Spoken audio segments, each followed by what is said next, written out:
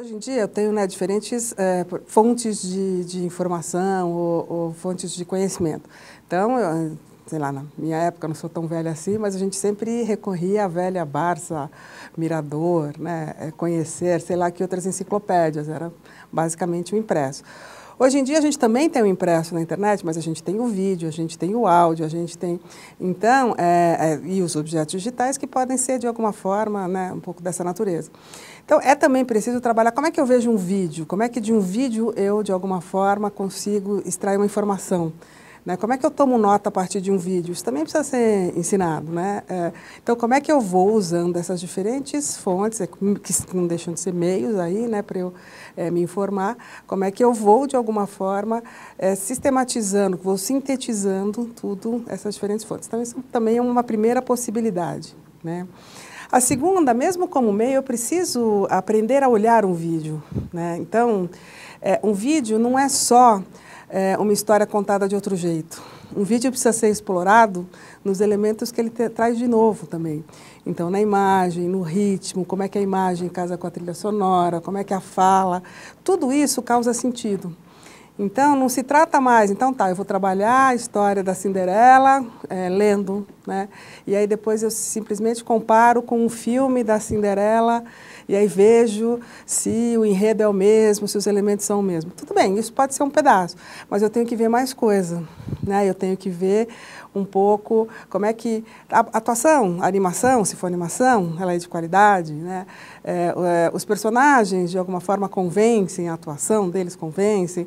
Como é que está a trilha sonora, combina, a fala, o texto, como é que essas coisas são casadas. Então, é importante que esses objetos estejam presentes, mas eu também preciso explorá-los nas suas características particulares, e não só, né, no texto em si.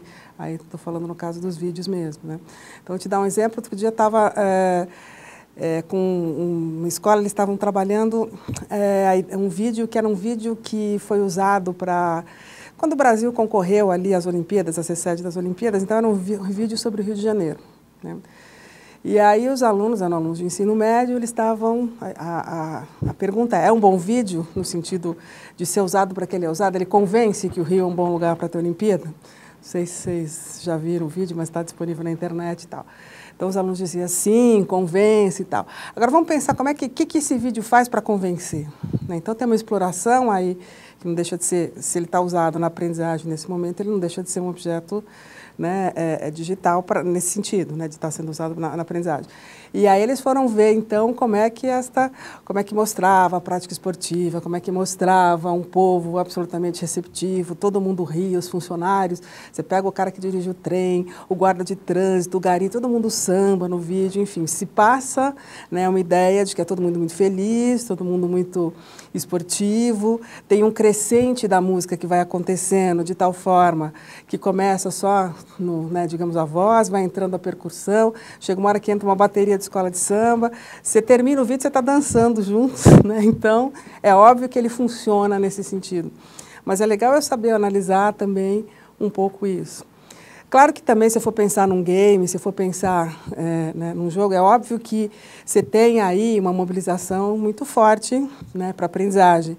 A questão é que ainda tem, né, muito game com pouco conteúdo. Aliás, duas coisas continua sendo um desafio. É claro que se eu posso gamificar algumas coisas, é óbvio que se eu posso, sei lá, propiciar algumas situações de leitura que advenham de um game, né, de escrita. Estou pensando aí agora, especificamente, por exemplo, no caso de português ou de ler e escrever em outras disciplinas. É claro que se isso puder vir num game, tem ali um potencial de mobilizar muito grande. Né? Agora, a gente precisa também avaliar outras coisas. Quer dizer, hoje a tecnologia já permite que a gente faça coisas, né, que mobilizem e tenham qualidade de conteúdo. Infelizmente, a maioria do que está posto ainda não é assim. Por isso que é importante, né? Eu acho que é isso que é importante, por exemplo, um projeto como o Currículo Mais, exatamente no sentido de se fazer uma curadoria, né? No sentido de se selecionar, porque nem tudo que está posto, não é porque é game que é legal. Né? Tem muito game mal feito, tem muito game que tem conceitos e conteúdos equivocados, né? Então, preconceituosos. Então, tem de tudo na rede. Esse é o preço que a gente paga. Né? Tem de tudo alguém precisa curar, alguém precisa selecionar. Daí a importância da iniciativa.